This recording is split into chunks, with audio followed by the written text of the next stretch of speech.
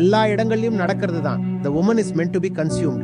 ஒவ்வொருத்தரும் கன்சம்ஷனுக்காக ஒரேடியா தவிக்கிறாங்க, பறக்குறாங்க. ஆனா தவறு செய்ய எல்லாருக்கும் வாய்ப்பு தான் கிடைக்கிறது இல்ல. நான் இத சொன்னா எல்லாருக்கும் கோபம் வருது, ரியாக்ட் பண்றாங்க.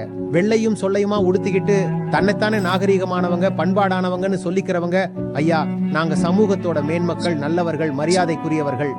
இவங்கள பல பேர் கூட மரியாதையா ஒழுக்கமா இருக்க காரணம் என்னன்னா இவங்களுக்கு வாய்ப்பு கிடைக்கல, இல்ல ரொம்ப பயந்துட்டு இருப்பாங்க. ஒரு முகத்திரை.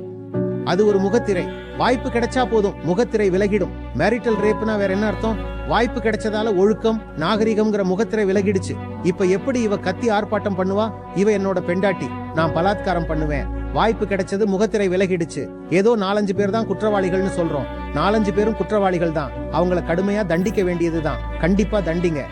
ஆனா சமூகத்துல மத்த எல்லாரும் எப்படி தங்களை நிரபராதின்னு சொல்லிக்கிறாங்க? அத முதல்ல சொல்லுங்க.